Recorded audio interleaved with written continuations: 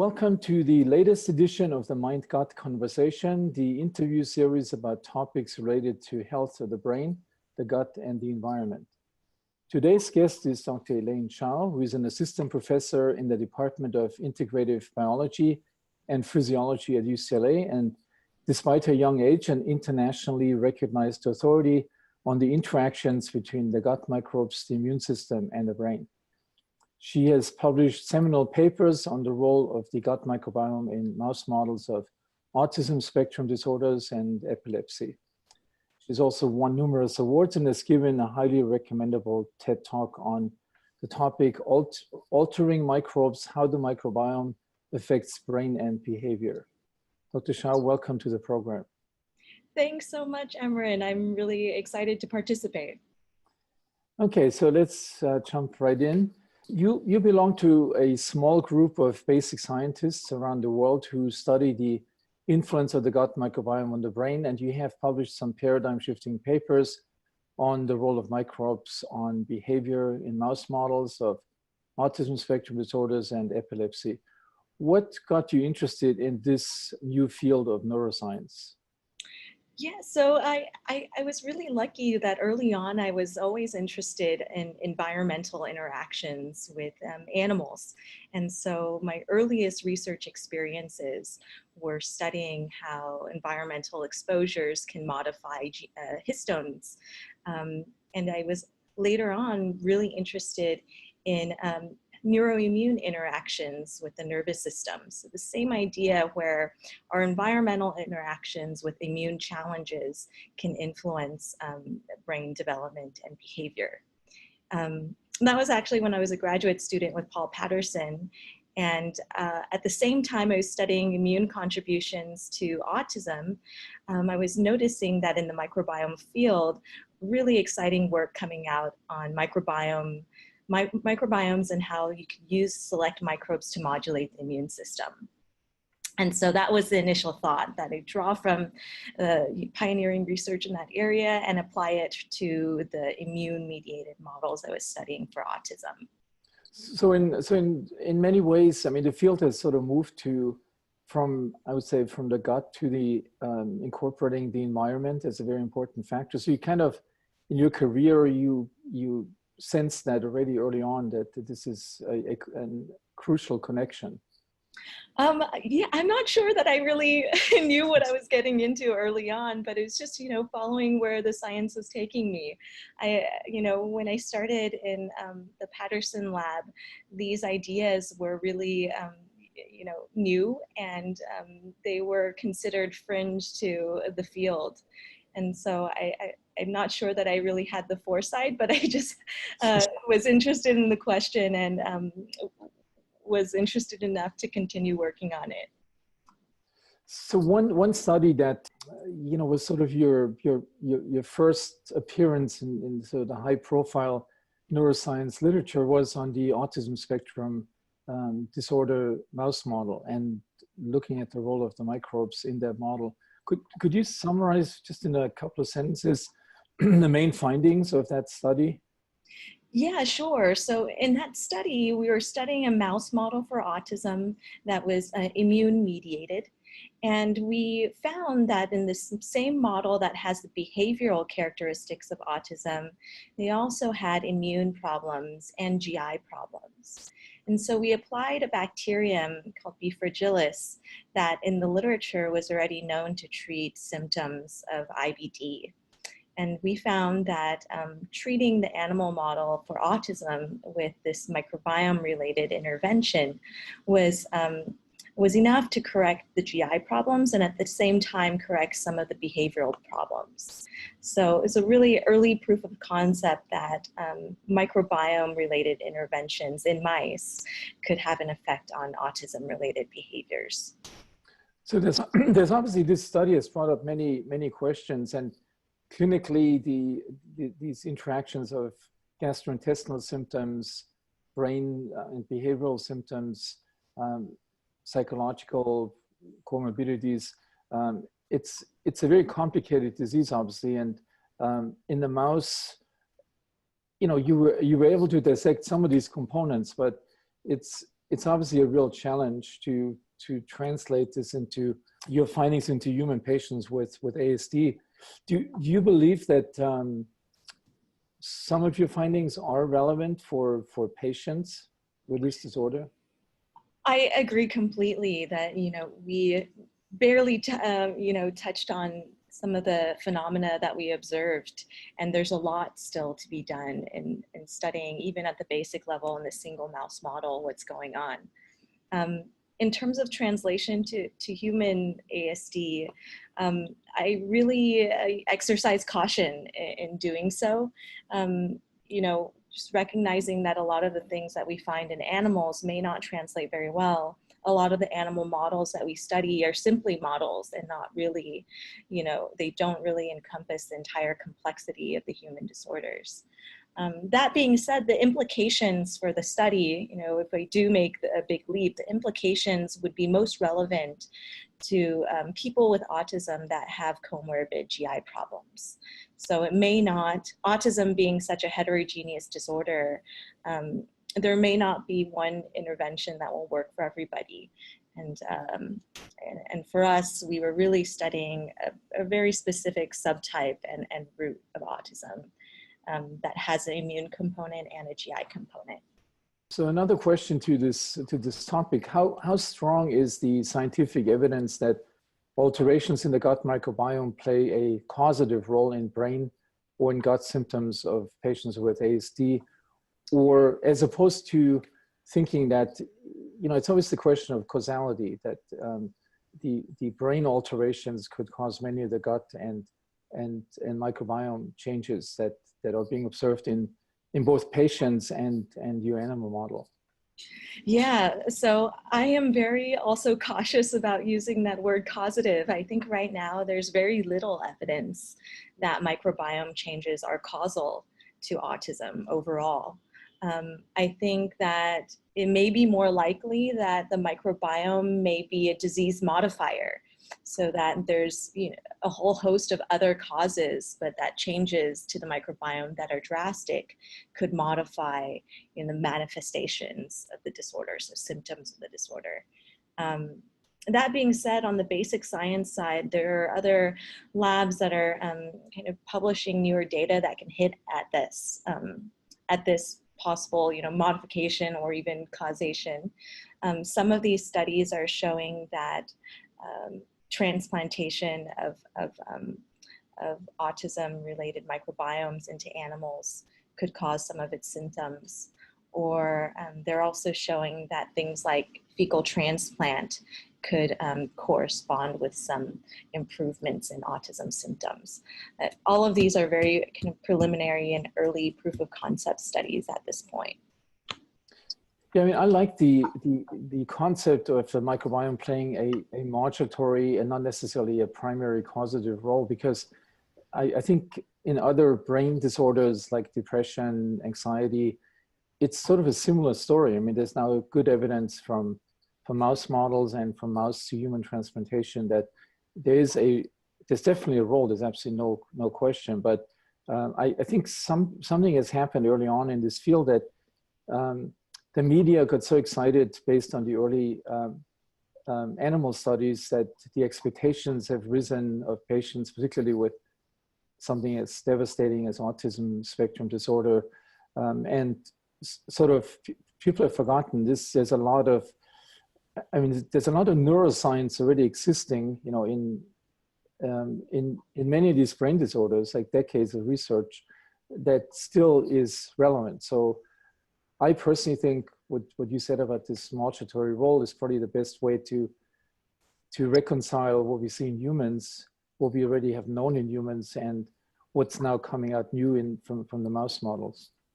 Absolutely, absolutely. At the end of the day, although there are all of these peripheral comorbidities, it is a behavioral disorder and would ultimately affect brain and circuits underlying behavior. And so I think studying the interactions across the board are really interesting, and not really trying to pinpoint just a single cause, that it's the microbiome only without any question of as to what's going on in the brain, and vice versa, I think is really important. So one question that always intrigued me has to do with the role of maternal inflammation in increasing the risk of autism spectrum disorders. So um, the model that you use, the maternal immune activation model, uses an inflammatory stimulus in the pregnant mother. And there's lots of epidemiological studies that have demonstrated an increase in the disease during times of viral disease epidemics. So wouldn't this suggest that it's the maternal inflammation and not primarily the infant's microbiome that plays a primary role in the brain abnormalities? Yeah, that's a really good question.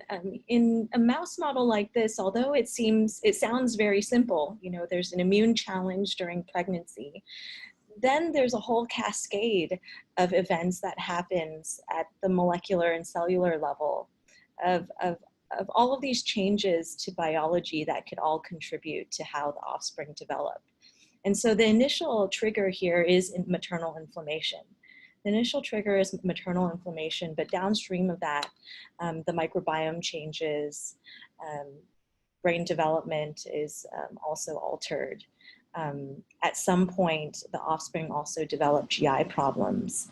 And so it really is a trigger that leads to many different consequences. And downstream, each of those consequences can all contribute to behavior. Okay, so another question related to this topic of maternal immune activation.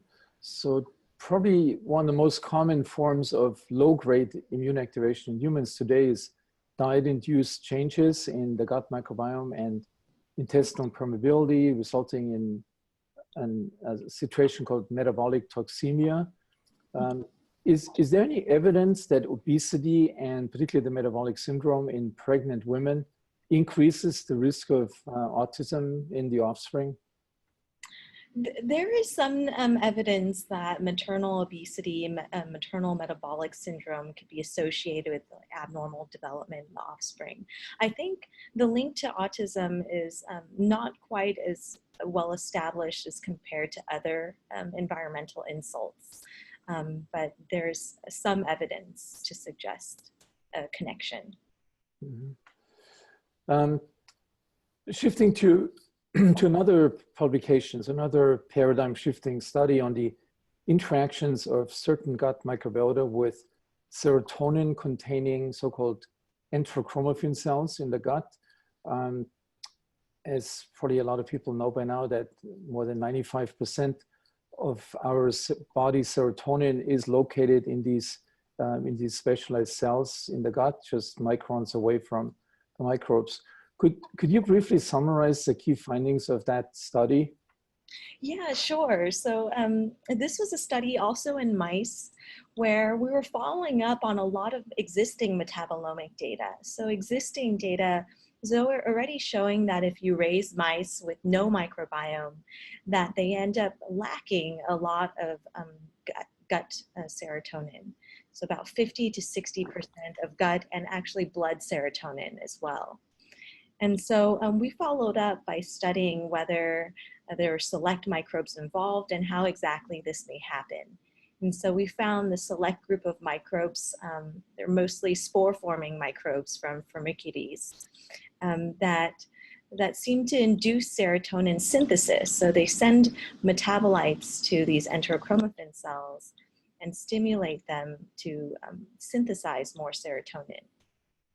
And so we found that downstream of that the serotonin that was microbially modulated is also important, so that it could have a role in activating neurons that underlie motility and for modulating hemostasis of blood platelets.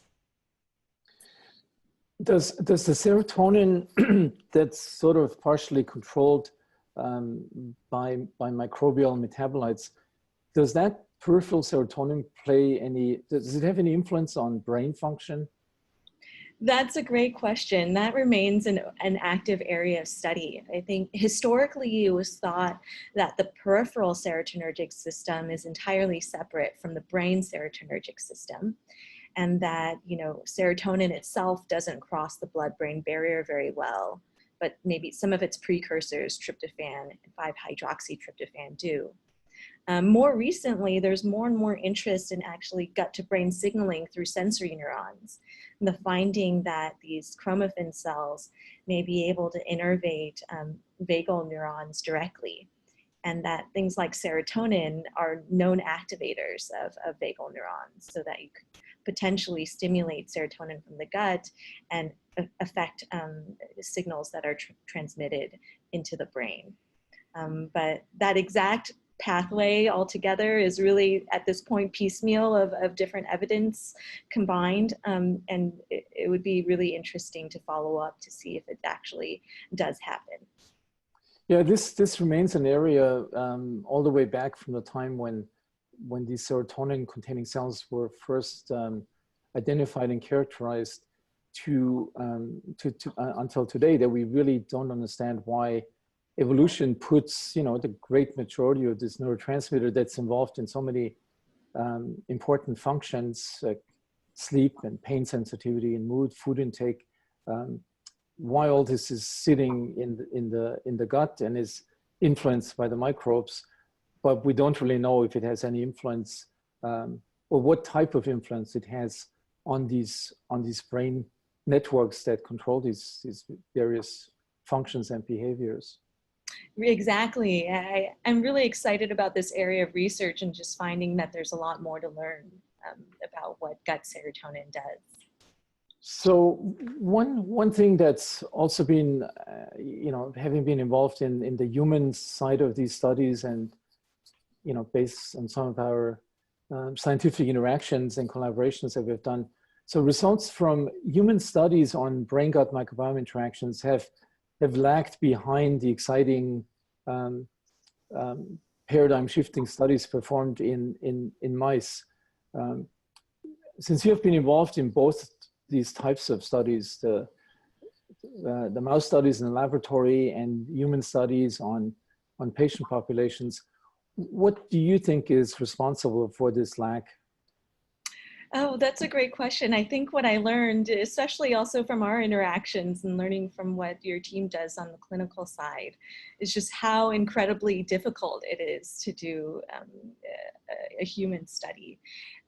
How there are so many variables, especially with the microbiome, in that it responds to many different types of exposures, that there are just so many variables that need to be controlled for. And so one big challenge is really, you know, having the bandwidth to do a very, very comprehensive and well-controlled human study that takes into account all of the variables like diet and, you know, xenobiotic exposures of each person that could contribute to differences in microbiome. And so I think that's very difficult. Of course, it's also really difficult to do interventions in humans. I think when we do animal work, we have you know, the privilege of being able to really go in and intervene with severe methods. So even the idea that we can raise animals as germ-free, or that we could treat them with lots and lots of antibiotics just because we want to deplete the microbiome, that's not something that could be done clinically, of course. And so it's hard to prove causality there.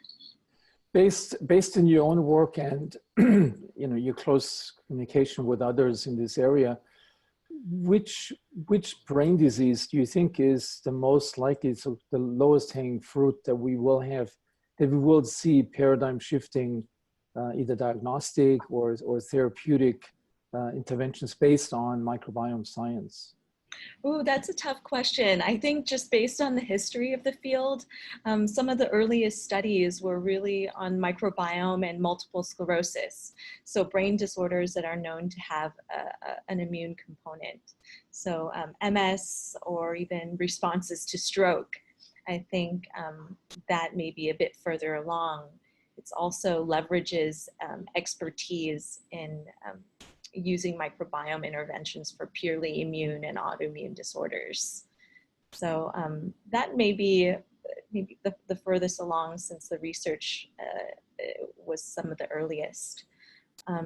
Aside from that, I think there's a lot of interest in autism and Parkinson's disease, because subsets of them, of individuals with those disorders, do have GI problems. And so that may be a little bit more tractable as well. That we can use microbiome-based treatments for GI problems and to see what happens at the same time to some of the neurological symptoms. So yeah, it's hard to say. There's so much interest in all of these areas, but I think just based on history and practicality, those may be the first to see the light. So you didn't mention another really fascinating study that your lab has done in a mouse model with of seizures of epilepsy. And the interesting thing for me in this particular case is that there's already pretty good clinical evidence that dietary interventions in kids with refractory seizures can be helpful, particularly the ketogenic diet. And so this is sort of an area where you go into where there's already substantial human data that supports that there's something between diet and brain function. You want to say a few words about that study, which I think is really remarkable? No, thanks so much for raising this. I mean, I think this is another case where it may be a little bit more tractable because it is already being used as an intervention. So the ketogenic diet is a very high fat, low carb diet that's already integrated clinically for treating kids with refractory epilepsy. So that's kids that usually after they've failed their third treatment with an anti-epileptic drug. And so, yes, we were finding that the ketogenic diet, again in mice, changes the gut microbiome dramatically, and that the microbiome changes are important for mediating the anti-seizure effects of the diet. And so the implications are whether we could find microbiome-based interventions that either promote the efficacy of the ketogenic diet, or even, one day replace the ketogenic diet for treating seizures. I mean, this is a really good example. I'm personally not a fan of the ketogenic diet, which is obviously, there's a whole, it's almost like a religious movement behind that. But it's interesting that there's certain disease areas, including, the seizure disorders, where the basic principles of that diet really can be used as a therapy, just like we use antibiotics as a therapy, but obviously don't recommend people staying on antibiotics as a regular feature of their daily diet. Absolutely. I mean, I think the same goes with the ketogenic diet. Although it can really help with seizures, one of the main reasons for discontinuation of the diet is just all of the side effects that it comes with. And so even though, it's a priority list of what you want to target, I think if one does have epilepsy, it would make sense to want to treat the seizures, and it may make sense to have to deal with the side effects in doing so. So yeah, we hope that learning more, especially about the microbiome component, and maybe we can learn more about how to control side effects of the diet as well. So we already talked a little bit about this phenomenon. So some people, talk about that this field of brain-gut microbiome interactions has created some sort of a bubble, mainly, and the people responsible to a large degree, the media, who have amplified the message and extrapolated to breakthrough therapies for many intractable diseases. What do you think the science in this area will be in 10 years from now? Do you think that there will be a few areas that will come out as really what the science completely changes our paradigm, diagnostic tests, treatment approaches, whereas others may just fall by the wayside and people say, well, it was just an epiphenomenon, the microbial changes? Yeah, so I think on the microbiome side, I hope that where the science will be in 10 years from now is a much deeper understanding of mechanistic interactions between the microbiome and just health in general. So, of course, you know that with the microbiome field, it was very new. That it's only in the past decade or so that we've really appreciated all the types of microbes that are indigenous to the body. And there's a lot to do in just studying fundamentally what do they do, what types of metabolites do they produce, how do they modulate the immune system, and how do they interact with neurons and other cell types. And so I hope from 10 years from now, we'll have a much deeper understanding of these intersections between microbiomes and the nervous system. In terms of application to clinical work, I think that I hope that 10 years from now there will be also more attention to microbiome, just kind of the role of microbiome changes to health and disease. I think right now there are very few examples of where microbiome changes actually translate to clinical outcomes, that there's really strong evidence for that. So I hope there'll be more clinical evidence to either test whether microbiome changes do contribute to chronic disorders, or to disprove this idea that certain microbiome changes don't really matter for particular disorders. Yeah, so my personal impression or thoughts about this topic, whenever I think about the evolutionary history, how the microbes of the oceans first settled in these first animals, marine animals, and developed this interaction with nerve cells in these floating digestive tubes, and then used the same neurotransmitters, the same signaling molecules. Whenever we look at that fact that over billions of years, you know, there was this close, well, I mean, first the communication between the microbes themselves, but then the close communication with the nervous system of these primitive animals, and then the same neurotransmitters then pop up in the brain. Whenever I think about this, you have to say there has to be a very important link between the brain and brain diseases and the microbes. It's just undeniable. And to find that out, what this exactly is, I think will be the main challenge. Absolutely. I think it's just so amazing to realize that so many of these systems are so integrated. So the fact that the microbiome seems at the interface of our interactions with the environment, it responds very quickly to environmental changes, and that some of these changes can be or some of the responses in the microbiome can persist for longer than the environmental challenge does. And also that there's so many intersections of the microbiome and the immune system and the nervous system. I think these three systems in particular are common in that they're dedicated, you know, sensory and almost and surveillance systems as well. So that each of them, the immune system, nervous system, and the microbiome, responds very quickly to the environment and interact with each other. Okay, well, let me end the conversation on a sort of personal note. So you've had a remarkable career from basically your name was not known, you know, 5-10 years ago, to becoming a rock star in this type of in this area. What recommendations would you give to young scientists that you know that want to embark in this area, that would help them in their career and sort of create a similar trajectory? Well, thank you for the kind words. I definitely don't feel that way as an assistant professor here.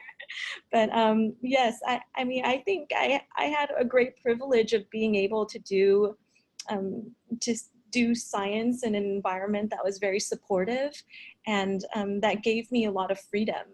And so my advice, or the way that I got to my point in my career, this point in my career, was really just having the liberty to study wherever the science would take me. You know, there'd be interesting questions that would come up that they may not be the main foci of the labs that I was in, but that my mentors allowed me to study them. And so I remember when I was in Paul Patterson's lab, my earliest interests, I joined the lab to study neurological bases of autism and became really interested in brain development, but then somehow became really interested in placental development as well. And so it was a little bit tangential, but I got to really study that. And when I got interested in the microbiome, I also was fortunate to be able to just pursue wherever my interests were taking me. And so I think that for the microbiome field, that there's a lot to be studied, and it can take you anywhere, but as long as you study the questions in a very rigorous fashion, I think that it's worth doing. So that's my, that's my advice. Well, thanks, Elaine. It was a great conversation. I hope the viewers will enjoy this as much as I did, and look forward to your next papers, which I'm sure will be, again, touch on paradigm shifting topics. Thank you very much. Thank you so much.